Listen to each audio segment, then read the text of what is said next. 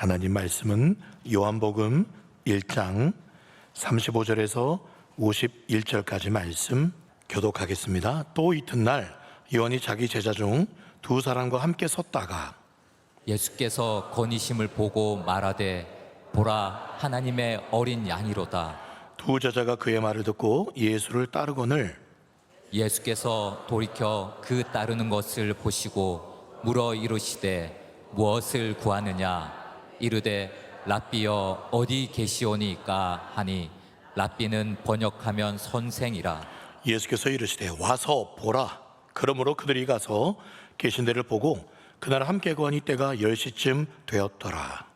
요한의 말을 듣고 예수를 따르는 두 사람 중에 하나는 시몬 베드로의 형제 안드레라. 그가 먼저 자기의 형제 시몬을 찾아 말하되 우리가 메시아를 만났다 하고, 메시아는 번역하면 그리스도라.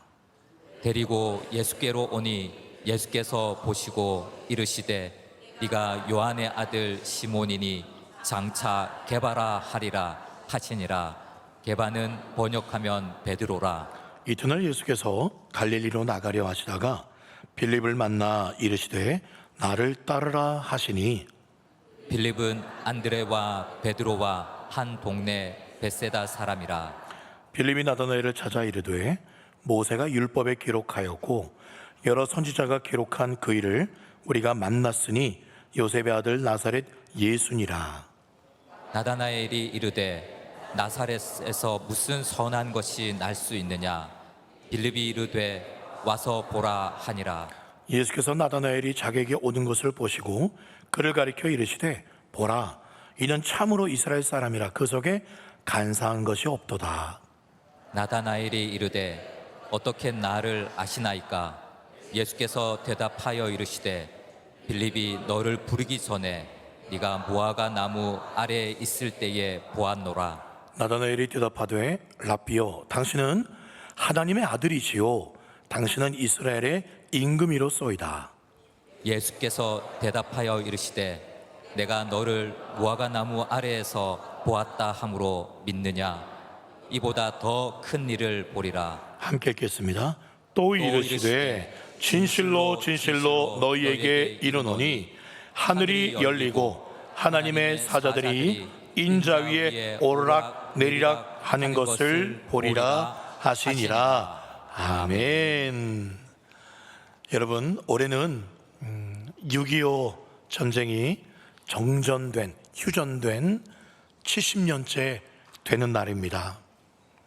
이 나라가요 6.25 전쟁 이후에 완전히 전국이 폐허가 되어버렸습니다. 아마 그런 흑백 영상들을 보셨을 거예요. 정말 내세울 게 없었던, 그렇게 가난했던 이 나라가요 지금은 매스컴마다 좀 다르지만 어떤 매스컴은 세계 6대 강국 또는 5대 강국라고 부를 정도로 이 나라가 이렇게 부강한 나라로 변화가 되었습니다. 이렇게 된 데에는 우리 부모님 또 조부모 세대들이 60년대부터 80년대에 이르기까지 국내에서 또는 국외에서 정말 열심히 일한 결과이기도 하지만, 그러나 저는 확신합니다. 그렇게 열심 주시고 힘 주시고 지혜 주시고 또 해외에서 도움 얻게끔 모든 것을 하나님께서 함께 하셨기 때문에 이렇게 잘 살게 된 줄 믿습니다. 아멘. 여러분, 정말 우리 믿음의 선배님들, 우리 부모님, 할아버지, 할머니 그 믿음의 선배들은요 60년대, 80년대, 90년대까지만 해도 새벽이고 밤이고 교회와 나라를 위해서 우리 자식들이 정말 하나님 손에 귀하게 쓰임받게 달라고 그렇게 부르짖었습니다. 얼마나 교회 충성했는지 몰라요. 그때는 뭐 주 5일제가 어디 있습니까? 주 6일제 하면서도요 토요일까지 열심히 일하고 또 주일 새벽부터 밤까지, 밤 예배, 저녁 예배까지 또 마치고 재직해야 한다고 밤 9시, 10시까지. 그래도 기쁨이 넘쳤습니다. 그런데 지금은 그 시절과 비교할 수 없을 정도로 모든 것이 그때는 부족했고요 힘든 시대였음에도 불구하고 우리 믿음의 선배님들은 기도의 제자들이었고요 충성의 제자들이었고 헌신의 제자들이었습니다. 교회 안에 소수만 그랬던 게 아니었어요. 제 어렸을 때 기억에 보면 한 70%, 80%는 다들 그렇게 뜨거웠었습니다. 새벽을 깨웠고 그걸 당연시 여겼습니다. 그런데 그렇게 뜨거웠던 그 제자도의 모습이 안타깝게도 지금 한국교회 얼마나 많이 남아있는가 돌아보면 위기라는 생각이 들기도 합니다. 그럼에도 감사한 게요, 우리 갈릴리 성도님들 새벽에 기도하시는 모습 보고 교회 충성하시는 모습 보면 얼마나, 그래도 우리 갈릴리 교회 이렇게 귀한 분들이 많구나, 너무나 감사하다는 생각이 듭니다. 이런 시점에 우리는 오늘 말씀을 통해서 처음 제자로 부름받는 5명의 제자를 살펴보면서 이들이 어떤 사람이 참 제자가 될 수 있는가, 또 우리가 참 제자로서 어떤 모습을 다시 회복해야 되는가 살펴보려고 합니다. 첫 번째 제자도의 핵심은 한번 받아서 따라해 주시겠습니까? 사모함. 예. 사모하라는 여기 그런 분이 없으시겠지만 김영희 씨처럼 사모되라 그런 뜻이 아니겠지요. 마음에 사모함이 있어야 된다는 거지요. 요한복음 1장 40절 말씀, 세례 요한의 말을 듣고 예수를 따르는 2사람 중에 하나는 시몬 베드로의 형제 안드레라. 나머지 한 명은 누군지 아십니까? 성경 기록지 않았지만은 전승에 따르면 바로 이 요한복음을 쓴 사도 요한이 바로 이 세례 요한을 따랐던 2명의 한 명이라고 그렇게 알려져 있습니다. 37절에 보니까요, 이 2 제자가 그 세례 요한의 말을 듣고 예수님을 따랐다라고 말씀하고 있어요. 여러분 좀 이상하지 않습니까? 아니 그래도 정말 세례 요한 같은 믿음의 선지자가 이 당시에 없었습니다. 그 세례 요한을 잘 따라다니다가 좀 뭔가 달라 보이는 분 나타났다고 이렇게 쉽게 줄을 바꿔 탈 수 있는가? 이 제자들 그렇게 의리가 없는가? 그게 아닙니다. 이 2명의 제자는 자기 스승이었던 세례 요한을 통해서 메시아가 곧 온다라는 이야기를 들었고요, 이 제자들도 그 메시아 오기만을 정말로 간절히 사모하고 기다렸던 그런 사람들이었어요. 그렇기 때문에 38절 예수께서 돌이켜 이 2명이 따르는 것을 보시고 이렇게 묻습니다. 너희들 무엇을 구하느냐? 쉽게 말해서 왜 따라오는데? 목적이 뭐냐? 라고 물어요. 그랬더니 제자들이 랍비요, 어디 계시옵니까? 라는 대답을 해요. 이게 무슨 동문서답 같지요? 근데 이 랍비요 어디 계십니까? 라는 이 뜻은요, 그 당시에 관용어구였습니다. 스승을 따르겠다는 그 제자들의 표현이었는데, 당신이 어디 계시든 당신만을 모시겠습니다, 당신의 제자가 되겠습니다, 그런 뜻이었습니다. 그리고 그렇게 고백했던 2명의 제자 중에 한 명 안드레가 41절에 보시면 그가 먼저 자기의 형제 시몬을 찾아 말하되 우리가 메시아를 만났다 라고 전도하고 있어요. 그리고 42절에 보니까요, 데리고 누굽니까? 이 형제 시몬이 누군지 아세요? 베드로입니다. 베드로의 본명이에요. 이 시몬 베드로를 데리고 예수께로 옵니다. 그러니까 예수님이 보시고는 이르시되 네가 요한의 아들 시몬이니 장차 게바라 하리라. 게바는 번역하면 뭐라고요? 베드로라. 이 베드로라는 뜻이 페트라, 반석이라는 뜻이에요. 튼튼한 그런 반석이라는 뜻인데, 네가 그렇게 튼튼한 반석이 되어 교회를 세워나갈 거야, 그런 믿음의 훌륭한 사람이 될 거야 라고 예수님께서 그렇게 미리 예언을 해주고 계세요. 오늘 말씀에 등장하지 않지만 아시다시피 이 말을 들었던 베드로 어떻게 합니까? 곧 그물과 배를 다 버려두고 예수님을 따라갑니다. 여기서 끝이 아니에요. 43절 이튿날 예수께서 갈릴리로 나가려 하시다가 빌립을 만나 이르시되 나를 따르라. 그렇게 했더니 빌립이 어떻게 했다고 기록하고 있습니까? 오늘 성경에는요 빌립이 예수님을 따랐다라는 말이 나오지 않아요. 대신 43절에 이렇게 45절에 이렇게 기록됩니다. 빌립이 친구 나다나엘을 찾아 이르되 모세가 율법에 기록하였고 여러 선지자가 기록했던 바로 그 사람, 그 메시아를 우리가 만났다. 그 메시아는 요셉의 아들 나사렛 출신 예수야. 나다나엘, 우리가 그렇게 기다렸던 그 메시아를 내가 만났어 라고 그렇게 자랑을 하고 있습니다. 그런데요, 이 말을 들었던 나다나엘 친구의 대답이 시원치 않습니다. 46절, 나다나엘이 이르되 나사렛에서 무슨 선한 게 날 수 있다고 이렇게 방정을 떠냐 너? 이 나다나엘은요, 율법에 능통했습니다. 늘 성경을 가까이 했어요.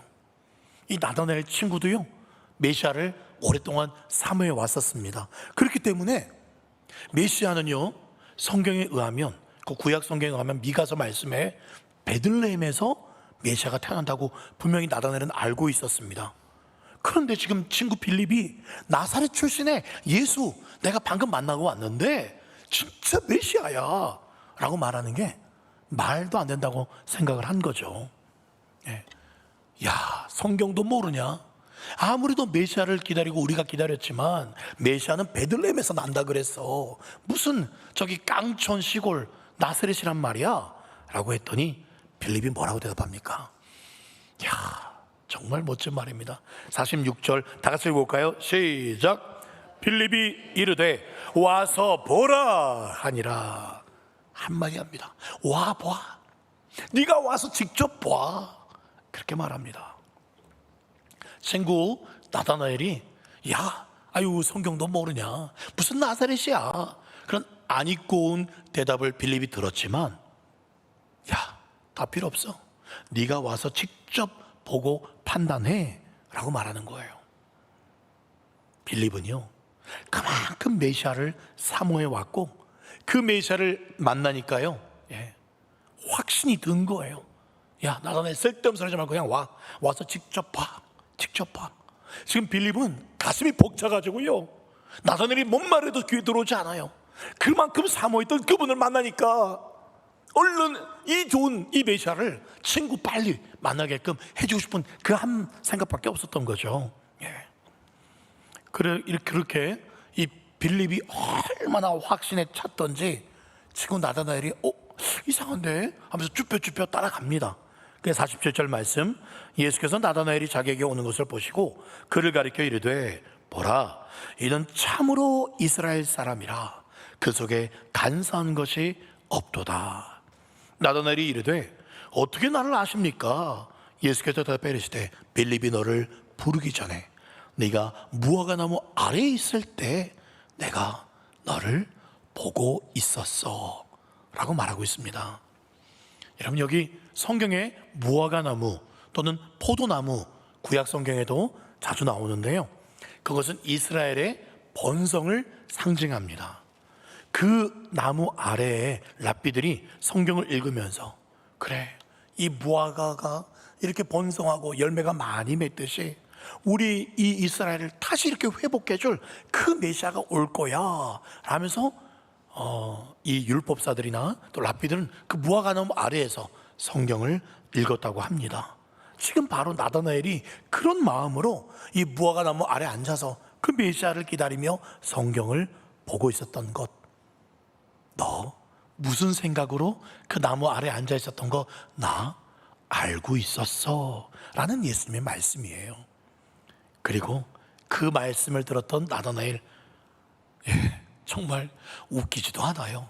좀 전까지만 해도 야, 이 바보야, 무슨 나사렛 그 깡촌에서 나냐, 베들레헴 저기 밑동네 예루살렘 옆에 있는 저기 아래 베들레헴에서 나지, 그렇게 했던 나다나엘이요, 49절에 이렇게 말합니다.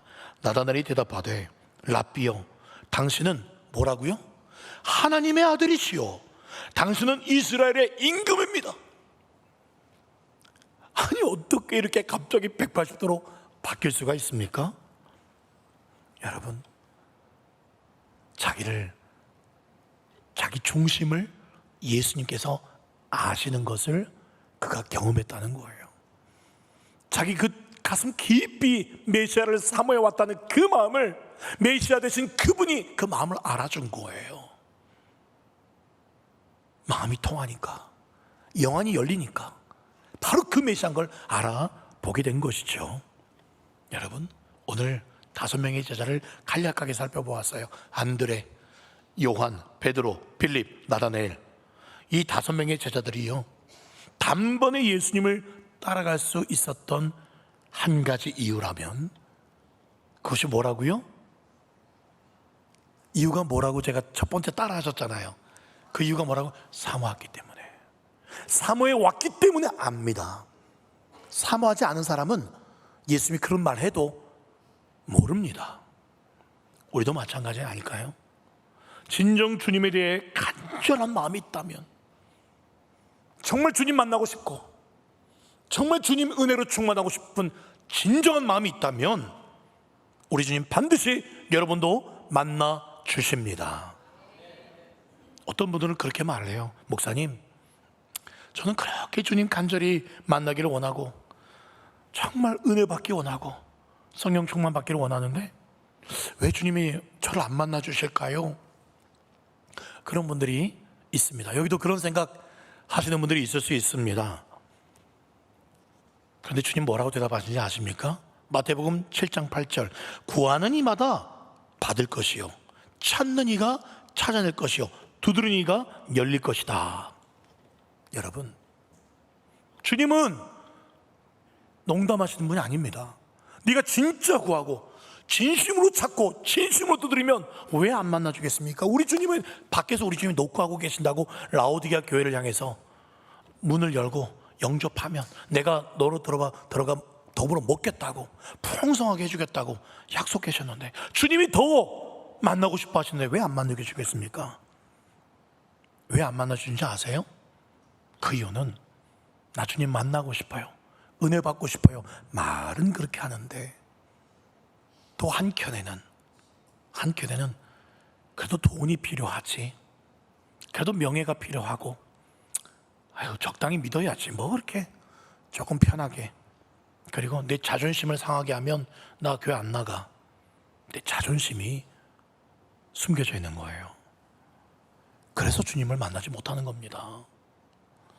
예수님께서 나다나엘이 무화과 나무 아래 있을 때 내가 보았다라고 말씀하셨잖아요. 예수님이 오늘 오셔가지고 너 한 주간 동안 너 그거 하는 거 내가 보고 있었다. 예수 뭐라 말씀하실까요? 너 한 주 동안 뭐 그리 바빴냐? 너 드라마에 빠져 있는 거 내가 봤어. 너 야구, 축구, 테니스에 빠져 있는 거 내가 보고 있었어. 그렇게 말하실지도 몰라요. 제가 그랬습니다. 저도 이제 테니스를 운동하는 것도 건강을 위해서 좋아하지만 보는 것도 좋아해요. 그래서 바쁘기 때문에 많이 볼 수 없어요. 그런데 하루에 꼭 한 번씩은 10분이든 20분이든 하이라이트 영상 그런 거 꼭 봤어요. 제가 좋아하는 선수가 있었거든요. 이제 20살 된 정말 테니스를 잘 치는 친구가 얼마 전에 프랑스에서 열린 큰 대회가 있었어요. 그 친구가 우승하기를 정말 바랬거든요. 그런데 그 친구가 준결승에서 제가 정말 싫어하는 또 선수가 있는데 그 선수한테 졌어요. 갑자기 다리에 쥐가 내려가지고 이길 줄 알았는데 쳐버렸어요. 그거 보고 너무 제가 상심이 컸습니다. 3주 전에 화가 나서 테니스를 지금까지 안 보고 있습니다. 근데 깨닫게 해주셨어요. 네가 그만큼 그 신의 스타, 떠오르는 그 스타를 그렇게 좋아하고 응원하고 매일같이 10분 20분 그 친구, 그 테니스 친구를 보면서 그만큼 나를 사랑하냐, 저게 바로 말씀하셨어요. 그래서 제가 테니스 보지도 않아요. 아예 안 봐요. 물론 제가 운동하러 갑니다. 몸을 위해서. 물론 또 다음에 볼 때가 있겠죠. 그런데 그 누구를 집중하거나, 여러분 또 야구, 축구 좋아하시는 분들은 내가 좋아하는 스타가 기록을 깰까, 뭐 그런 마음. 여러분 그게 하나의 주님보다 더 좋아하는, 아니 주님도 좋아하지만 또 얘도 좋아하는 마음을 나눌 수 있는 그렇게 될 수도 있어요. 스타 누구도 좋아하지 않습니다. 몸을 위해서 운동할 뿐이지. 주여, 진정 저는 주님을 더 알고 싶습니다. 주님과 더 동행하고 싶습니다. 진정 구한다면요, 우리 주님은 그 이상의 것을 주시겠다고 약속하셨어요. 그게 1장 50절 말씀입니다. 예수께서 대답하여 이르시되 내가 너를 무화과 나무 아래에서 보았다 함으로 믿느냐?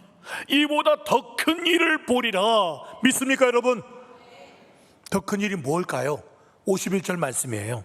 또 이르시되 진실로 진실로 너희에게 이르노니 하늘이 열리고 하나님의 사자들이 인자 위에 오르락내리락 하는 것을 보리라. 이 말씀은 야곱이 베델에서 환상 가운데, 꿈 가운데 하나님을 보게 된 바로 그 얘기를 지금 예수님이 하고 있습니다. 그 베델 땅이 하늘과 땅이 만나는 곳이자 하나님을 만날 수 있는 그 장소였습니다. 그런데 이제 예수님 뭐라 그러세요? 베델 갈 필요 없어. 바로 내가 그 사닥다리가 되어서 나에게 오면 하늘이 열리고, 그리고 나를 통해서 하나님의 사자들이 오르락내리락 너희의 기도가 하늘로 올라가고 하나님의 역사가 내려오는 것을 나를 통해서 너네들이 볼 수가 있어. 그렇게 말씀하고 있어요. 예수님이 이제 진정한 베델이 되신다고 말씀하고 있습니다. 그 예수님을 사모하십시오. 그래서 그 예수님을 가까이 하심으로 날마다 여러분들의 하늘이 열리고 여러분의 기도가 올라가고 하나님의 역사가 여러분 가운데 풀어지는 놀라운 역사가 2023년도 가운데 충만하게 임하기를 간절히 소망합니다. 여러분 정말 믿습니까? 저는 믿습니다. 분명히 그렇게 될 수 있습니다. 그런 조짐을 느껴요. 우리 새벽에 얼마나 우리 성도님들이 뜨겁게 많이 모여서 기도하고 있는지 몰라요. 하늘문이 열리는 게 느껴지고 있습니다. 두 번째 제자도의 핵심은 따라하겠습니다. 와서 보라. 46절 말씀 다 같이 읽어봅시다. 시작. 나다나엘이 이르되 나사렛에서 무슨 선한 것이 날 수 있느냐? 빌립이 이르되 와서 보라 하니라. 네가 직접 와서 보고 듣고 경험해 보라는 겁니다. 빌립이 왜 그런 말을 할까요? 왜 그런 말을 할까요? 빌립 자신이 그 예수님을 경험했기 때문에, 빌립 자신이 그 예수님으로 충만했기 때문에, 그래서 뭐 베들레헴 뭐 나설 필요 없어. 그냥 네가 와서 내가 만난 예수 한번 봐. 그 누구도 아마 그 빌립 앞에 대제사장이 와 있거나 또는 바리새인들이 와 있거나 빌립은 아무 쫄거나 두려워하지 않고 너네들도 바리새인 대제사장 서기관 너희들도 와서 봐 외쳤을 거예요. 왜요? 그 예수님으로 꽉 찼거든요. 빌립 안에. 예. 제가 대신방 때 성도님들 물어봐요. 여쭤봅니다. 어떻게 우리 교회 오시게 됐냐고. 근데 누구한테 전도를 받았대요. 근데 그분은 어디 계시냐고 하니까 교회 안 나온대요. 아니, 자기는 이렇게 전도해 놓고 자기 믿음은 키워 놓고 그 사람은 교회를 지금 안 다니고 있다는 거예요. 그 얘기를 들을 때마다 저는 그분이 진짜 하나님을 경험했을까? 물론 잠깐 그 예수님이 좋았던 걸 경험했을 수 있겠죠. 그러니까 전도했겠죠. 그런데 그 충만함이 무엇에 뺏겨버렸을까? 왜 그래서 무엇을 바꿔버렸을까? 그런 생각이 들었습니다. 여러분, 예수님을 제대로 만나고 그 예수님 때문에 날마다 그 가슴 기쁨이 벅차다면 이 예수님을 소개하지 않고는 견딜 수 없는 그 열망, 영광을 여러분 느낄 수밖에 없습니다. 그래서 저는 아니더라고요. 그저께도 금요일날 놀이터에서 전도하는데 요즘에 늘 만나는 애들 또 만나요. 지지난주 만났던 애들이 또 앉아있어요. 또 그냥 나눠주면서 제가 애들 보고 습관적으로 너희들 예수님 좋은 거 알지? 예수 믿고 천국 가야지. 그러니까 애들도 알겠어요. 저도 습관적으로 하는 것 같고 애들도 습관적으로 대답하는 것 같고, 그래도 애들이 마음이 열린 것 같긴 한데 뭔가 제 안에 자신감이 없었어요. 어쩔 수 없이 내가 금요일에 해야 되는 시간이니까 그냥 하고 있는 듯한 생각이 들었어요. 오늘 말씀 준비하면서 그 이유를 깨달았습니다. 내가 정말 이 빌립처럼 내가 그 만난 그날 내가 예수로 더 충만했다면, 금요 기도회 때 더 간절히 기도하고 성령으로 충만하고 예수로 충만해서 나갔다면 그 아이들이 늘 보는 아이들이겠지만 너무너무 사랑스러울 것이었고, 듣든지 아니든지 손을 꼭 붙잡고 예수 믿어야 돼. 그리고 그 다음 복음 설명으로 진도가 나가지 않았을까, 그런 생각을 하게 되었습니다.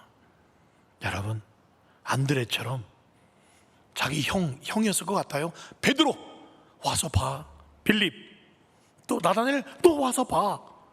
예수를 만난 후에 가만히 앉아있을 수가 없었습니다. 여러분, 진짜 예수를 만난 사람은 가만히 있을 수 없습니다. 가만히 있을 수 없어요. 여러분, 왜 가만히 있습니까? 그 예수님으로 흘러넘치지 않으니까 그런 거 아닐까요? 나다나엘 그래도 잘했어요. 베들레헴에서 태어나는데 이상하네. 그래도 잘한 거 한 가지 이해가 안 가고 의문이 들지만 그래도 예수님께 나아갔다는 거예요. 빌립이 워낙 세가지고, 워낙 세게 나오니까 자기의 모든 고정관념을 내려놓고 그럼에도 예수께 나아갔더니 나다나엘도 예수님을 만난 겁니다. 혹시 여러분, 이 나다나엘처럼 무화과 나무 밑에 앉아서 의심만 하고 있고 예수님께 한 발짝 더 가까이 나아가지 못해서 예수를 만나지 못하고 있는 분 혹시 계십니까? 의심이 있어도 괜찮아요. 매주 교회 나오십시오.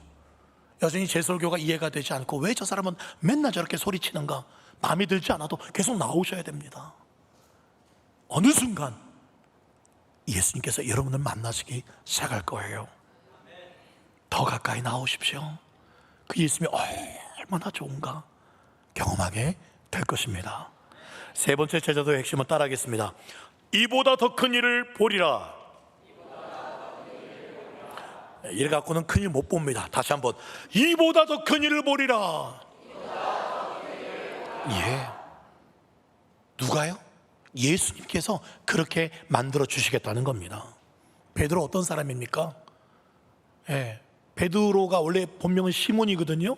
시몬이라는 이름의 뜻은 야곱의 아들 중에 시므온, 그 시몬이에요. 그냥 듣다라는 그런 뜻이거든요. 하나님이 내 소리를 들었다, 그런 뜻인데, 베드로라는 뜻은 뭡니까? 반석, 바위, 교회의 반석과 같은 인물이 되겠다, 그런 멋진 이름을 받을 자격이 있습니까? 없습니까? 3번이나 예수님을 저주하며 부인했던 사람이에요. 그거 보면 야, 치워 네 이름 바꿔, 야, 다시 너 시몬 하든지 뭐 삼룡이 하든지 삼돌이 하든지 너 베드로 이름 하지 마, 그렇게 할 수 있을 텐데도 예수님은 다 아시면서, 부인할 것 아시면서 너는 베드로야, 그렇게만 이름을 지어주셨어요.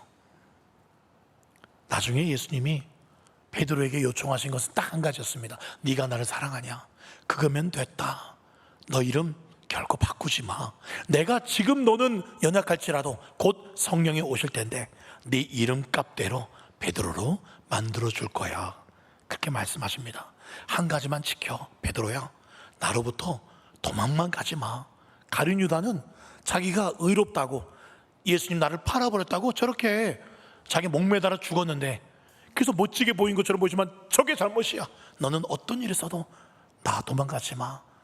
부인했다고, 배신했다고, 교회 몇 번 빠졌다고 떠나면 안 돼. 그렇게 말씀하시는 거예요. 회개하면 언제든지 용서해 줄게. 그 예수님을 베드로는 붙잡았습니다. 여러분, 마찬가지로 예수님은요, 저와 여러분들을 또 이후에 또 예수님 모른다 하고 또 신앙생활 게을리하고 주일날 빠지고 직분 받은 대로 충성하지 못할 것, 목사답지 못할 것, 또 저도 넘어질 것 아시면서 저와 여러분들을 부르셨습니다. 다 아시면서요.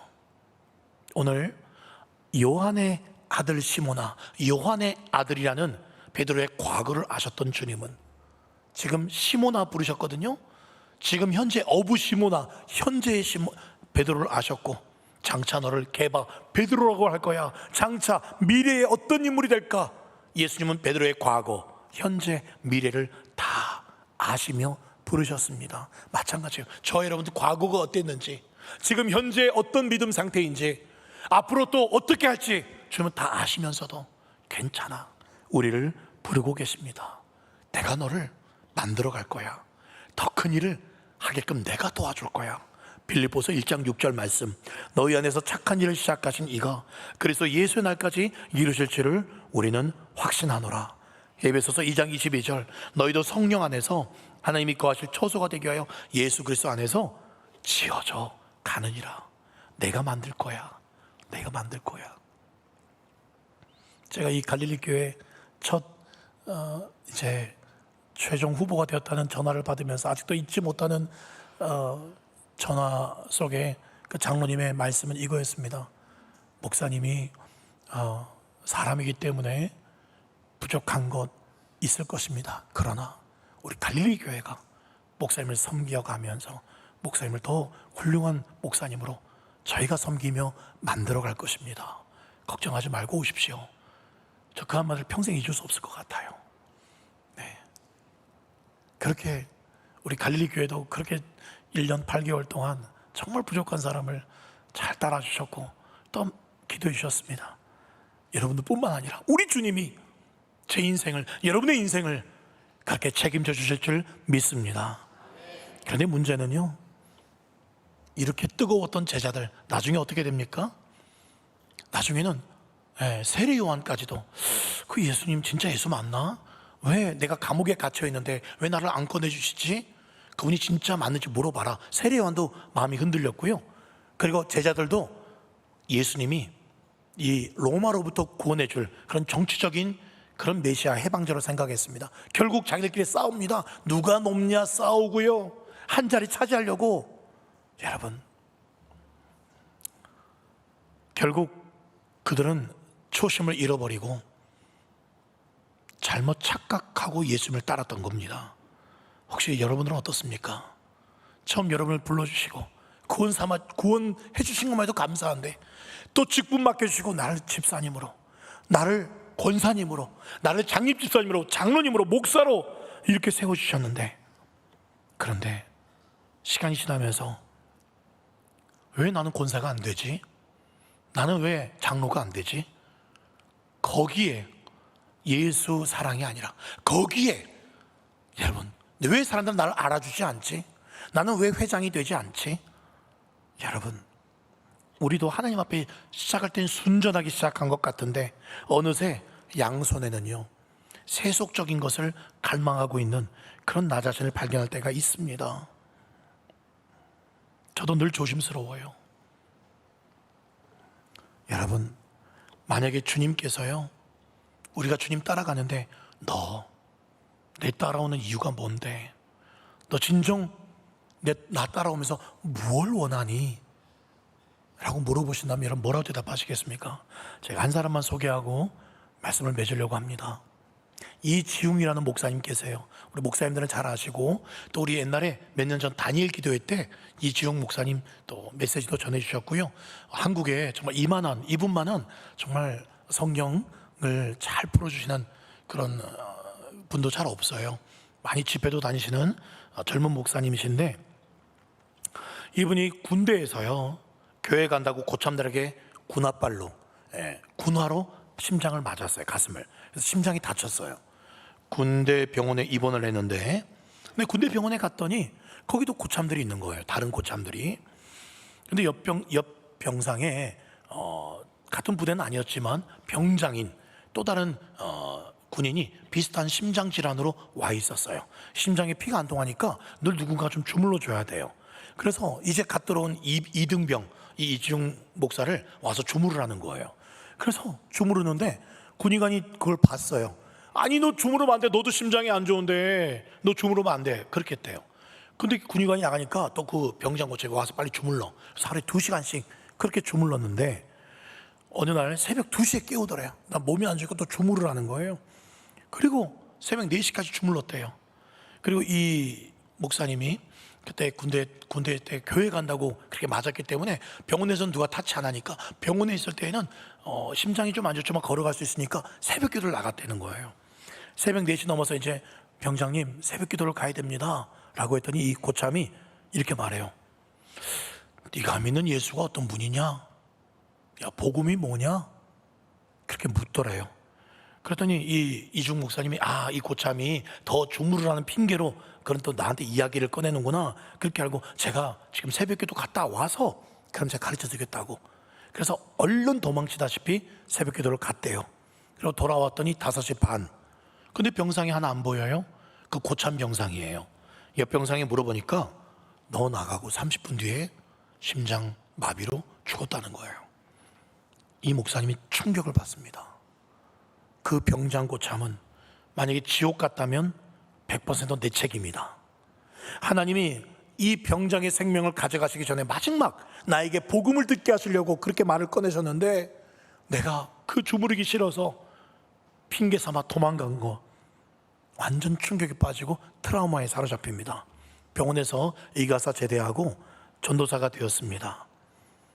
전도사가 되어도 그 충격에서 헤어나지 못하고 자기 교회, 모교회에 전도사로 섬기면서 하나님 앞에 너무 죄송해가지고 한겨울에 그 지하 기도실 그 시멘트 바닥에 호디브를 하나 깔고 잡니다.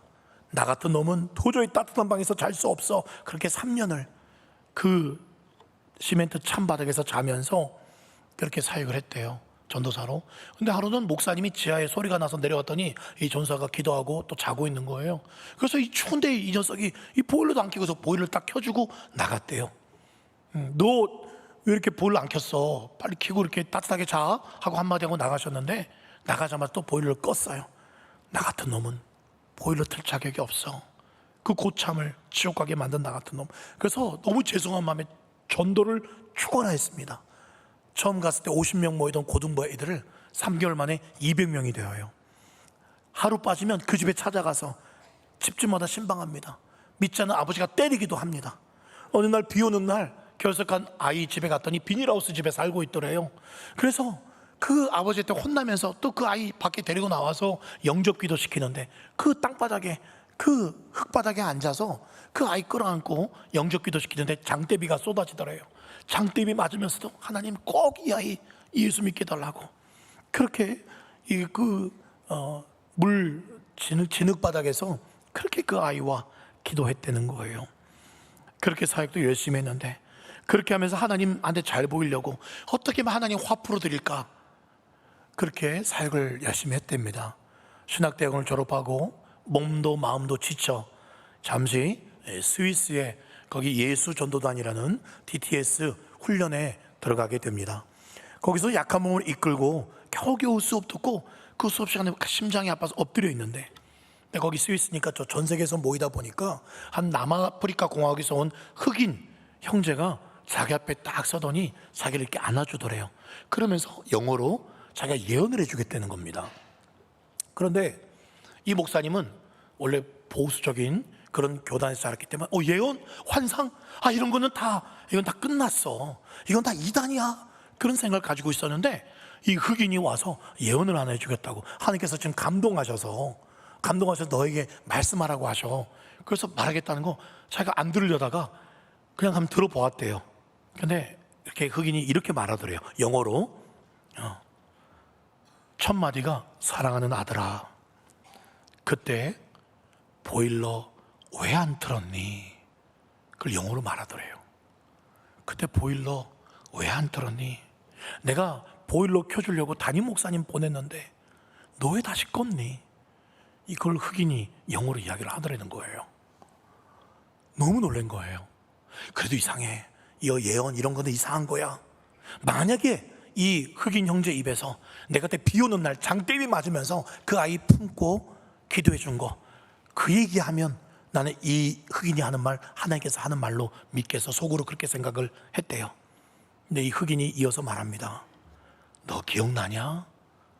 비 오는 날 그 비닐하우스 앞에서 그 어린 소년 끌어안고 그 아이 영접기도 시켰을 때 내가 있잖아, 하늘에 있는 모든 천사 다 모아서 이렇게 말했어.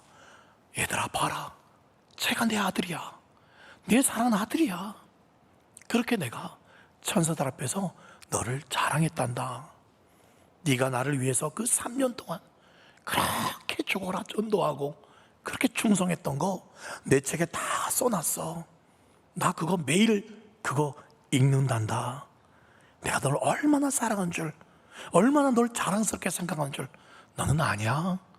흑인이요. 그 꼭 끌어안고 그렇게 예언을 해주는 거예요. 이 목사님 흑인 품에 안겨가지고 펑펑 울었다고 합니다. 그리고 하나님이 마지막 한마디를 하시더래요. 지웅아, 이제는 나랑 같이 하자. 제발 혼자 하지 마. 너 혼자 언제까지 혼자 열심으로 그렇게 할래? 나 의지해. 괜찮아. 나 너 사랑한단다. 너를 자랑스럽게 생각한단다. 언제나 나만 바라봐. 그래서 그 흑인이 마지막으로 이렇게 하나님의 음성으로 말하더래요. 지웅아, thank you so much. 너무너무 고맙다. 하나님 그렇게 마지막 한마디 하시더래요. 그래서 이 목사님이 하나님이 저한테 감사할 게 뭐가 있습니까? 내가 감사하죠. 네, 그렇게 간절한 걸 제가 보았어요. 말씀을 맺겠습니다. 사랑하는 여러분, 저와 여러분들의 과거, 현재, 미래 우리 지금 다 알고 계십니다. 여러분들이 어떻게 갈릴리 교회에서 충성하셨고 어떻게 지금도 말 못하게 그렇게 아무도 안 알아줘도 그렇게 수고하고 섬기시고 사랑하시고 알아주지 않아도 내가 이렇게 해도 오히려 나에게 내가 이런 사람인데 대우받지 못할지라도 여러분 주님이 알고 계십니다. 주님이 자랑하고 계십니다. 천사들 앞에.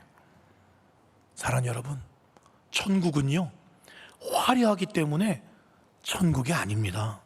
천국에는요 단순히 고난이 없기 때문에 천국이 아닙니다.